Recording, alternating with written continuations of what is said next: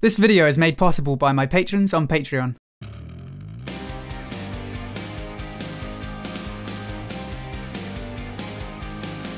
Hello everyone, my name is Xiomaro and welcome back to the channel. I'm back from Spain and I caught a cold. Alright, off to a great start, so if my voice sounds a bit off, you know why. Anyway, while I was away, the first wave of keys went out for Battlerite Royale closed beta. I did bring a laptop with me just in case, but unfortunately I did not get a key. So a few things to note with this footage. First off, apparently SLS prioritized new players. I'm guessing they made this decision to get less biased feedback. Battlerite veterans are obviously gonna make comparisons to Arena, and that's probably not helpful at this stage. Secondly, and this is kind of related to the first point, most of the players here will be relatively inexperienced, so bear that in mind while you watch. And finally, this footage comes from Frozendoze here on YouTube. I'll leave a link down in the description to their channel, so go check that out if you want to see the unedited footage. It's also worth mentioning that he switched his R and F hotkeys, so if you're wondering why his ultimate is on R, that's why. But with that out of the way, let's get right into it with the map. So I won't bother explaining what the environment looks at because, well, most of you have eyes, so I'll let you judge for yourself. One interesting feature though is the minimap. The reason I mention this is because it's kind of like a hub for everything else I'm going to explain in this video. You have a minimap in the top corner constantly, but if you hold tab, the map expands and gives you a bunch more info. You can see all the pickups like airdrops, jump pads, healing crystals, and more good stuff that I'll get into later. But first, let's look at some more features like vendors.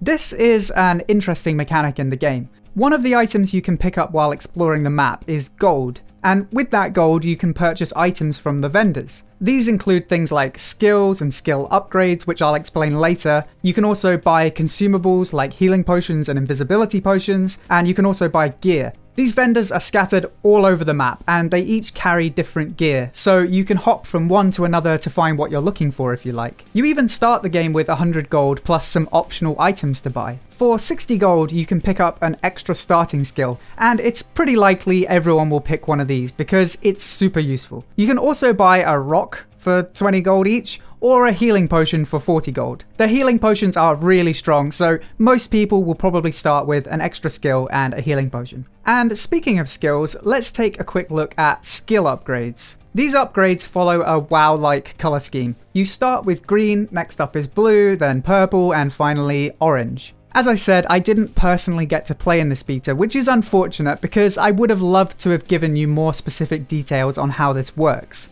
What I do know is the orange legendary upgrades give you an extra bonus. A lot of these are similar to some of the Battlerites in the arena. For example, the legendary bonus for Thorn's Burrow makes him invisible while using the ability, and he does 8 damage to anyone he passes under, while the legendary bonus for Varesh's Shatter allows him to cast it while moving at 60% speed, pretty much identical to the Battlerites in the arena. As for the blue and purple upgrades, I'm not entirely sure what you get. It could be small incremental boosts to damage or something like that, but maybe someone who actually played in the beta can let us know down below. Next, let's take a look at those items you can find on your map. There are a number of things that show up when you press tab. These include things like the aforementioned vendors, healing crystals that heal you over time when you stand in them, airdrops that give you some loot, jump pads which are seriously strong, and portals. Unfortunately, I haven't seen exactly what the portals do, so again, comment down below if you know. Do they send you somewhere random, or are there just two ends and going through sends you from one end to the other?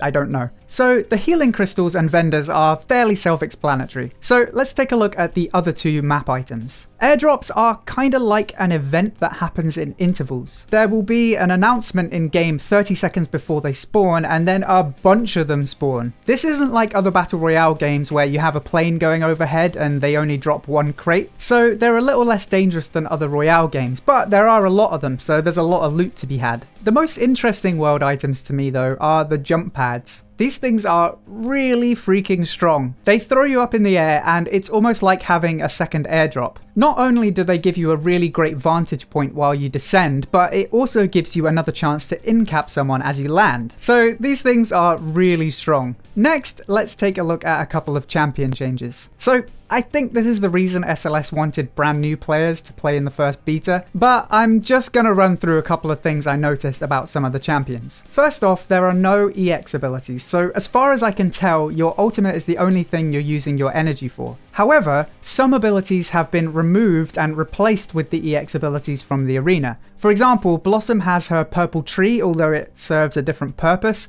while Croak has Spit on R. The supports seem to have seen the most changes, which explains why a lot of them aren't in the game yet. They obviously need a bit more balancing for this setting. Let's take Blossom for example. She doesn't have her heal, but what she does get is a new ability called Rampant Growth, which explodes at a target location and knocks foes back. And as I mentioned, she has her purple tree, but it's not the same as in the arena. This ability heals her allies for 14 health, and then entangles foes at the end of its duration. Some champions such as Thorn and Jamong mostly have the same kit that they have in the arena, although there may be some subtle changes that I haven't noticed. Of course, all this stuff is subject to change because it is still closed beta, but on a first glance I'm already predicting whining about Croak. His ability to hop over 2 walls and even stealth away grants him an increased ability to pick fights, which will be very strong in a Battle Royale setting. Finally, let's take a look at some miscellaneous features. So we already knew about the loot chests, but we can now see for sure that there are multiple types of chests. Blue, purple and orange are the ones I've noticed, but there could be others too. The blue ones just require you to break them with your abilities, while the purple and orange chests require you to stand still in their vicinity to unlock them. Some other cool things I've noticed are how Frozendoze observantly spotted this Ashka in a barrel. I've already said that I'm excited about using these barrels for all sorts of shenanigans, but it's really cool to see it in action. And one last thing is the TNT barrels around the map. Hit them once and they trigger an explosion. It's a nice little environmental feature to do a bit of extra damage to your foes. So that's the majority of what I've noticed from sifting through the footage I've seen. If there's anything else you think people might be interested in, please do comment down below. And hopefully I'll be able to get a beta key for next time, so I can give you some more in-depth analysis and some first-hand experience in Battlerite Royale. So stay tuned on that one. And also get ready for my first tabletop RPG video tomorrow. I'm really hyped to get started with some D&D content, so if you're already into it, I hope you're as hyped as I am, and if you're not already into it, you will be soon. It's such a great hobby, like seriously, you should at least give it a go at some point. But you'll be able to decide for yourself pretty soon. If you enjoyed this video, then please feel free to subscribe for more gaming guides, news and discussion. There are also some links down below to Patreon, Twitch and Discord, so go check that out. Until next time, thank you for watching and I'll see you soon.